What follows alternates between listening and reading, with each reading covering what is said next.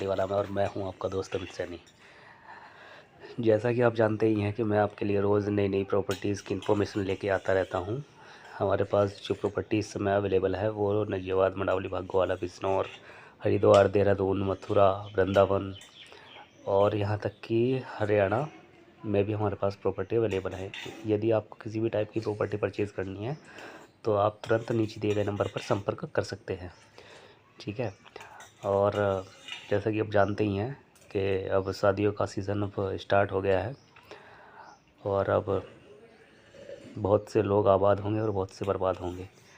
मेरी समझ में एक चीज़ नहीं आती कि लोग दिखावे पे इतना पैसा क्यों खर्च करते हैं। यदि दोनों साइड से यदि 20-20 लाख रुपए भी शादी में खर्च हो रहे हैं तो दोनों का पैसा तो ख़राब ही हो रहा है। यदि उस 40 लाख रुपए में उन दोनों के लिए कोई व्यापार स्टार्ट करके दे दिया जाए या कोई ऐसी प्रॉपर्टी परचेज़ करके डाल दी जाए जो इन फ्यूचर बढ़नी ही बढ़नी है, तो उसमें आपका क्या लॉस जाता है। आप जगत को दिखाने के लिए बिना वजह 20-20 लाख रुपए दोनों साइड से खर्च करते हैं, और हकीकत यह है कि जब आपको किसी भी तरह की कोई भी प्रॉब्लम फेस करनी होती है, सामने कोई प्रॉब्लम खड़ी होती है, तो उन रिश्तेदारों में या उन लोगों में जिन्हें आपने शादी में इतना खर्च करके बुलाया था या उन्हें इतनी मान्यता दी थी, उनमें से कोई भी आपके समक्ष खड़ा नहीं होता। तो फिर ये आडंबर करने की क्या आवश्यकता है, मेरी समझ में ये बात नहीं आती। और चलो आप ही लोग बताओ कि ये सब करने की क्या आवश्यकता है।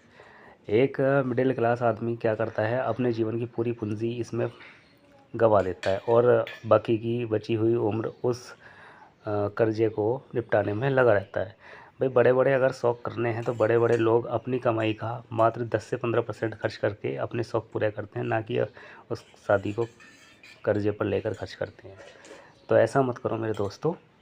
यदि आपको खर्च करने का इतना ही शौक़ है तो दोनों तरफ से, जो आपको पता ही है, लगभग नॉर्मली एक मिडिल क्लास की शादी में 15-20 लाख रुपए का खर्चा एक साइड से होता ही होता है।